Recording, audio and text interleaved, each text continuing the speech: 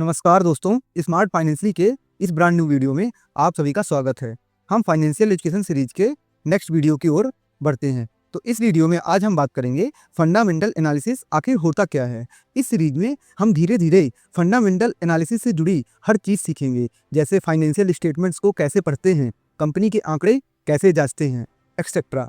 बहुत सारे लोग शेयर मार्केट में पैसे निवेश करना चाहते हैं, लेकिन बिना सोचे समझे यार दोस्त की सलाह पर ही पैसे लगा देते हैं। लेकिन यदि आप सचमुच पैसे बनाना चाहते हैं तो यह जरूरी है कि आप फंडामेंटल एनालिसिस या मूलभूत विश्लेषण को समझकर ही आगे बढ़े। तो दोस्तों, आपने कभी सोचा है कि जब हम कोई दुकान से सामान खरीदते हैं तो पहले उसकी जांच पड़ताल करते हैं, है ना? करते हैं। ठीक उसी तरह शेयर मार्केट में निवेश करने से पहले हमें अपने कंपनी की भी जांच पड़ताल करनी चाहिए। याद रखिए, शेयर मार्केट कोई लॉटरी नहीं है, यह एक ऐसा बाजार है जहां सही जानकारी आपका सबसे बड़ा दोस्त होती है। आज की वीडियो में हम जानेंगे फंडामेंटल एनालिसिस क्या है और यह क्यों जरूरी है। ये सब कुछ आपको इस वीडियो में सीखने को मिलेगा। और हाँ, सही जानकारी के लिए आप टेलीग्राम लिंक की ज्वाइन कर सकते हैं, लिंक डिस्क्रिप्शन में है, जो कि एकदम फ्री है, क्योंकि यहाँ पे इस वीडियो के शॉर्ट नोट्स भी मिल जाएंगे आपको और कई सारी वैल्यूएबल इन्फॉर्मेशन भी मिलती है जो आपको प्रो इन्वेस्टर बना सकती है। तो चलिए बिना समय गवाए शुरू करते हैं। तो फंडामेंटल एनालिसिस सबसे पहले बात करते हैं है क्या। तो फंडामेंटल एनालिसिस का मतलब है किसी कंपनी की मूलभूत स्थिति यानी मूल आधार की जांच करना। जैसे एक डॉक्टर मरीज की सेहत देखने के लिए उसके टेस्ट करता है, उसी तरह निवेशक भी कंपनी की असली सेहत देखने के लिए फंडामेंटल एनालिसिस करता है। यानी कंपनी की कमाई, खर्च, कर्ज और अन्य वित्तीय आंकड़ों को देखकर यह समझना कि कंपनी असल में कितनी मजबूत है। इसे आसान भाषा में समझते हैं, जैसे अगर आप गाड़ी खरीदने जाते हैं तो सिर्फ रंग देखकर या मॉडल देखकर खरीदते नहीं हैं, बल्कि गाड़ी का इंजन, माइलेज, सर्विस हिस्ट्री और ब्रांड देखते हैं। उसी तरह शेयर खरीदते समय केवल उसके भाव को देखकर फैसला नहीं लेना चाहिए, बल्कि कंपनी के वित्तीय दस्तावेज और व्यवसाय की संभावनाओं को भी देखना चाहिए।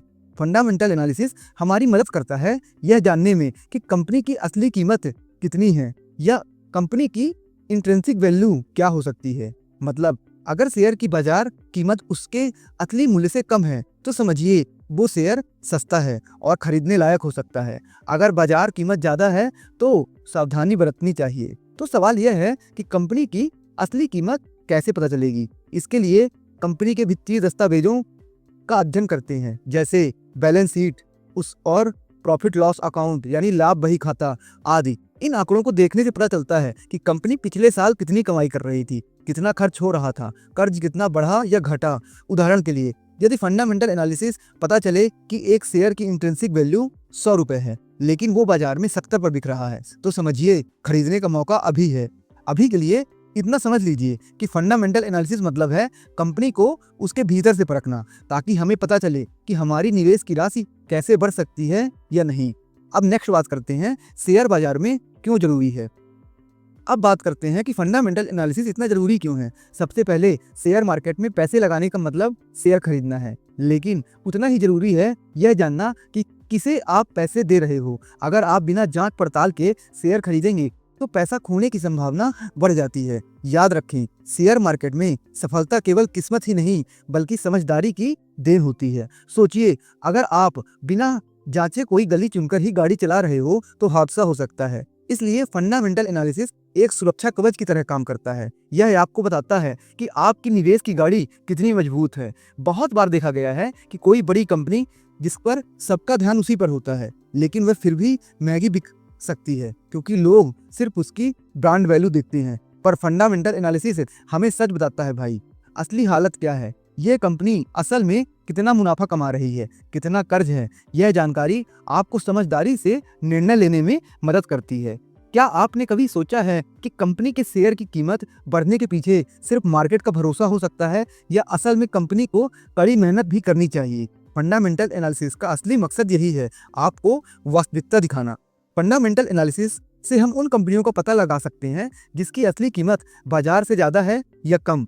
मतलब अगर कोई शेयर बहुत महंगा बिक रहा है तो फंडामेंटल एनालिसिस बताए कि वह ओवर प्राइस्ड है, तो सावधान हो जाइए। और अगर शेयर सस्ता हो लेकिन फंडामेंटल एनालिसिस कहे कि इसकी असली कीमत इससे कहीं ज़्यादा है, तो समझिए यह बेहतरीन अवसर है। इससे हम जोखिम से बचते हुए समझदारी से निवेश कर सकते हैं। एक मिसाल के तौर पर समझिए, मान लीजिए किसी कंपनी के शेयर की कीमत बहुत बढ़ गई सिर्फ अफवाहों की वजह से। अगर आप फंडामेंटल एनालिसिस करते हैं तो पता चलेगा कि असल में कंपनी की कमाई उतनी बढ़ी नहीं है, तो आप बिना सोचे शेयर खरीदने से बच सकते हैं। कैसी लगी ये बात? अगर आपको कोई कंपनी पसंद आ रही है तो पहले थोड़ा फंडामेंटल एनालिसिस करके ही निवेश करना। जब आप ऐसा करोगे तो निवेश करने में आत्मविश्वास ज़्यादा रहेगा और डर कम रहेगा। तो दोस्तों, आपका क्या ख्याल है? क्या कभी आपने बिना सोचे समझे शेयर खरीदे हैं? नीचे कमेंट में जरूर बताना। बोलो, शेयर मार्केट में आप किस हिसाब से कदम रखते हो, वैज्ञानिक की तरह या सिर्फ लॉटरी की तरह? शेयर मार्केट में फंडामेंटल एनालिसिस को नज़रअंदाज करना ऐसे है जैसे कार चलाते समय ब्रेक नहीं लगना, बहुत खतरनाक हो सकता है। याद रखिए, शेयर मार्केट कोई सट्टेबाजी नहीं है, इसे समझदारी से खेलें। अब फंडामेंटल एनालिसिस के प्रकार समझिए। दोस्तों, फंडामेंटल एनालिसिस कई पहलुओं पर किया जाता है। इसे ब्रॉडली हम 3 तरीकों से देख सकते हैं। कंपनी का खुद का विश्लेषण यानी माइक्रो विश्लेषण। इसमें हम कंपनी के वित्तीय आंकड़ों की जांच करते हैं, जैसे कंपनी की आमदनी यानी कि रेवेन्यू, कंपनी कितना कमा रही है, फिर मुनाफा प्रॉफिट, खर्च के बाद कितना बचता है, फिर कर्ज यानी कि डेप्ट, कंपनी पर कितना उधार है, कैश फ्लो, कंपनी के पास नकदी का प्रवाह कैसा है, एक्सेट्रा, ये सब देखते हैं। साथ ही कंपनी की ताकत, उसकी टीम, ब्रांड वैल्यू इत्यादि पर भी ध्यान देते हैं। बाजार और अर्थव्यवस्था का विश्लेषण समझिए, जो कि एक मैक्रो विश्लेषण कहा जाता है। इसमें देश की अर्थव्यवस्था, ब्याज दरें, महंगाई, सरकारी नीतियां और पूरे उद्योग के रुझान देखते हैं, क्योंकि कभी कभी एक छोटी कंपनी भी उस उद्योग में हो सकती है जिसमें विकास हो रहा हो, और ये चीज़ें बाजार को बहुत ज़्यादा प्रभावित करती हैं। अब नेक्स्ट, गुणात्मक यानी क्वालिटेटिव विश्लेषण। यह उन पहलुओं को देखता है जिन्हें आंकड़ों में मापा नहीं जा सकता, जैसे कंपनी का ब्रांड कितना प्रसिद्ध है, उसके मालिक कितने अनुभवी हैं और प्रबंधन की गुणवत्ता क्या है, एक्सेट्रा। फिर नेक्स्ट है मात्रात्मक यानी क्वांटिटेटिव विश्लेषण। इसमें हम केवल कच्चे नंबर्स देखते हैं, वित्तीय स्टेटमेंट से हिसाब किताब निकालते हैं कि कंपनी कितनी बढ़ रही है, लाभ कितना हुआ, कर्ज कितना बढ़ा आदि। इन सभी तरीकों को मिलाकर हम फंडामेंटल एनालिसिस करते हैं। उदाहरण के लिए, यदि आप किसी मोबाइल कंपनी में निवेश करना चाहते हैं तो आप उसकी सालाना रिपोर्ट पढ़ेंगे कि कंपनी कितनी कमाई कर रही है, कितना कर्ज चुकाया जा रहा है। माइक्रो के साथ ही आप देखेंगे पूरे देश में स्मार्टफोन की मांग कैसी है। यह हुआ मैक्रो विश्लेषण, यही है फंडामेंटल एनालिसिस। तो अगर आपको किसी का स्टॉक्स का फंडामेंटल एनालिसिस करना है तो सबसे पहला स्टेप है डेटा जुटाएं। कंपनी की सालाना रिपोर्ट्स, वित्तीय स्टेटमेंट्स और समाचार में उसकी न्यूज़ पढ़ें। फिर स्टेप सेकंड्स, वित्तीय दस्तावेज पढ़ें यानी financial statements, balance sheet, company की संपत्ति, देनदारी और इक्विटी कितनी है। फिर प्रॉफिट लॉस अकाउंट यानी कि कमाई और खर्च का हिसाब चेक करें। फिर कैश फ्लो स्टेटमेंट, मतलब नकदी का आना जाना कुछ है कि नहीं है। फिर स्टेप थर्ड, आपको अनुपात विश्लेषण जैसे PE ratio, debt to equity, ROE जैसे अनुपात देखें। ये हमने पहले भी वीडियो बनाए हैं, अभी आगे भी बनाएंगे और इनका कॉम्बिनेशन ही बताएंगे कैसे इनको पीई पीजी रेशियो एक साथ यूज करते हैं। तो आप हमारे साथ बने रहिए। और कई सारी ऐसी अपडेट्स हैं जो हम यहाँ नहीं दे सकते हैं, तो आप टेलीग्राम हमारे चैनल में जुड़ जाइए, लिंक डिस्क्रिप्शन में है। फिर स्टेप 4 है तुलना करना किसी उद्योग की दूसरी कंपनियों से। हर एक सेक्टर में कई सारी कंपनियां होती हैं, आपको सेक्टर्स पता होने चाहिए। जैसे अभी defence sector, AI sector, tourism sector ये अच्छा खासा बढ़ने वाला है, तो आपको इनके स्टॉक्स पता होना चाहिए। अगर आपको नहीं पता है तो आप हमारे चैनल में जुड़िए टेलीग्राम में, हम उसमें लिस्ट देते रहते हैं, क्योंकि यहाँ से भी गाइडलाइंस के अनुसार नहीं दे सकते। फिर स्टेप 5 है निर्णय लें। खरीदें, शेयर खरीदें, रखें और बेचें कब, जब प्रॉफिट हो जाए। इसको और उदाहरणों से समझते हैं, कुछ आसान उदाहरणों से, ताकि आपको अच्छे से समझ में आएगा। मान लीजिए आपको गाड़ी की खरीद करनी है, आप एक नई गाड़ी लेने जा रहे हैं। क्या आप सिर्फ उसे रंग देखकर खरीद लेंगे? बिल्कुल नहीं। आप इंजन, माइलेज, ब्रांड और सर्विस की लागत सब देखेंगे। अब सोचिए, अगर 2 गाड़ियां हों, एक 7 लाख की और दूसरी 5 लाख की, आप किसे चुनेंगे? जाहिर है 5 लाख की अच्छी गाड़ी चुनेंगे। ठीक उसी तरह जब हम शेयर खरीदने जाएं तो हमें देखना चाहिए कि कौन सी कंपनी किफ़ायती, सस्ती है और अच्छा रिटर्न दे सकती है, ना कि सिर्फ नाम और ब्रांड देखकर। अब दूसरा उदाहरण समझिए, फल सब्जी की दुकान। घर के लिए सब्जियां लेने गए हैं आप, तो वहाँ 2 दुकानदार हैं। एक आपका दोस्त जो कहता है भाई यहाँ से ले लो, हमेशा सस्ती देता हूँ, लेकिन आप उसकी सब्जियों की क्वालिटी की जांच नहीं करते। दूसरी दुकान थोड़ी महंगी लगती है, लेकिन वहाँ की सब्जियाँ हमेशा ताज़ी मिलती हैं। आप क्या करोगे? जाहिर है आप क्वालिटी चेक करेंगे। ठीक उसी तरह शेयर मार्केट में भी हमें सिर्फ दाम देखकर निवेश नहीं करना चाहिए। फिर थर्ड, दोस्त की दुकान। मान लीजिए आपके दोस्त की दुकान है चाय की, वो कहता है भाई मेरी दुकान हर महीने अच्छा मुनाफा देगी, आओ निवेश करो। लेकिन आप उसके डेटा देखते हैं तो आप उसमें कुछ हेर फेर लगती है। दुकान में रोज कितने ग्राहक आते हैं, चाय का स्वाद कैसा है, मार्केट में प्रतिस्पर्धा कितनी है, अगर सब ठीक लगा आपको तभी पैसा लगाएंगे। यहाँ भी बात यही है, भरोसे के चक्कर में नहीं, तथ्य देखकर निर्णय लेना चाहिए। फिर फोर्थ है एग्जाम की तैयारी। कल्पना कीजिए एक छात्र ने परीक्षा में 90% अंक लिए हैं और मेहनत से पढ़ाई की। उन पर भरोसा करना आसान है क्योंकि उसके नंबर बताते हैं, उन्होंने मेहनत की है। ठीक वैसे ही फंडामेंटल एनालिसिस के जरिए हम जान लेते हैं कि कंपनी सच में मेहनत करती है, अच्छी प्रोडक्ट और सर्विस दे रही है और मेहनत उसकी सही है या नहीं ये पता चल जाता है। फिर अफवाहों से बचें, समाचार की हुड़दंग से। सोचिए किसी चैनल ने बड़ी खबर दी कि कंपनी एक्स ने कोई बड़ी डील की है इसलिए शेयर उड़ेगा, तो बहुत से लोग बिना सोच विचार के शेयर खरीद लेते हैं। लेकिन फंडामेंटल एनालिसिस से हम जान सकते हैं कि क्या वह डील वाकई कंपनी की कमाई बढ़ाएगी या सिर्फ अफवाह है। इसलिए पहले तथ्यों और फंडामेंटल एनालिसिस पर भरोसा करें, तभी सफल हो पाएंगे। और एक खास टिप आपको कि अफवाहों पे तो कभी ध्यान न दें। अगर कहीं कोई बताया जा रहा है कि ये शेयर भागेगा तो उससे तो दूरी आप ही भाग जाइए।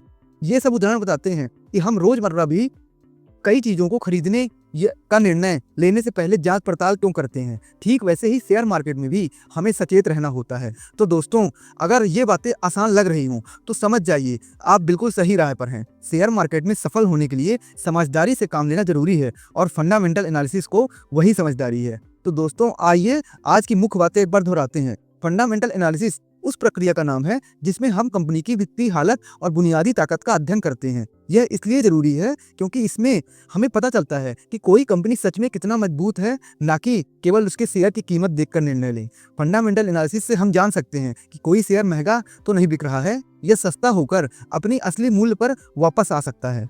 इससे हमें नुकसान की संभावना कम हो सकती है।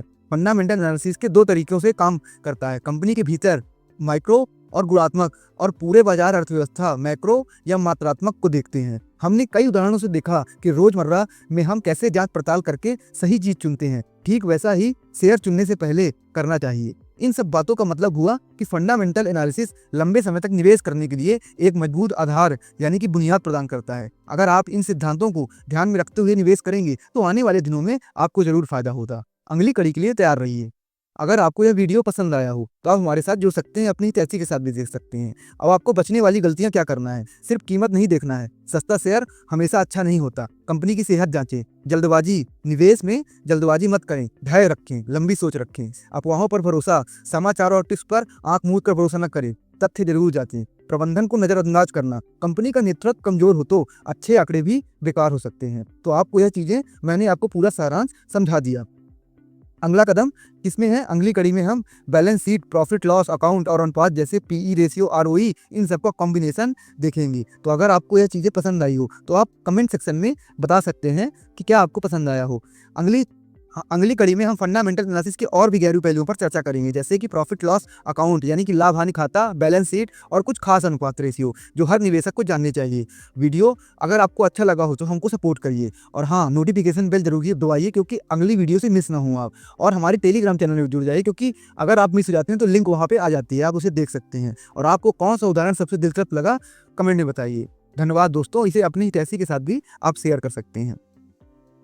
अगर आपको फाइनेंशियल लिटरेसी बढ़ानी है, अपनी फाइनेंशियल एजुकेशन, तो आप हमारे चैनल से जुड़ सकते हैं क्योंकि हम ऐसे ही वीडियो लाते रहते हैं। अब जो यहाँ तक रुका है उसके लिए एक खास टिप कि फंडामेंटल एनालिसिस आपका शेयर बाजार का कंपास है। इसे सीखें, अभ्यास करें और मुनाफे की राह पर चलें। कमेंट में बताएं क्या आपने कभी जांच के शेयर खरीदा है। और दोस्तों, ऐसे कई सारी टेक्निक्स हैं, चाहे इंडेक्स तो सबसे सेफ होते हैं, और स्टॉक्स भी जो निफ्टी 50, निफ्टी 100 के हैं, जिन्हें आप मतलब कब खरीदना है, कब बेचना है। हमने कई बनाया है, लक्ष्मण रेखा और रोम्बो इंडिकेटर, कई सारे बनाए हैं। हम फिर से बना देंगे अगर आप कमेंट करेंगे तो उनको जाके देखिए। आप आराम से 10 से 12% का ले सकते हैं। जैसे अभी एक डिफेंस इंडेक्स था, वो 30% की गिरावट था और 7 दिन में उसने 23% की रिकवरी दे दी। वो एक लेवल पे आ जाते हैं, उसके नीचे नहीं जाते हैं। 30-35% अच्छी खासी गिरावट हो जाती है, आप वहां पे इन्वेस्ट कर सकते हैं। आप सोचिए एक हफ्ते में 23% का रिटर्न, तो ये चीजें होती हैं। और इन केस अगर वो नीचे भी जाता है तो आपका पैसा होल्डिंग में रहता है, बाई कैश में। तो ऐसी कई सारी स्ट्रेटजी हैं, बस आपको पता होना चाहिए। तो आप हमसे जुड़ जाइए, और क्योंकि आपकी फाइनेंशियल लिटरेसी बढ़ेगी तो आप अपनी वेल्थ खुद बना सकते हैं। और हम इसलिए बोलते हैं क्योंकि भारत के मार्केट से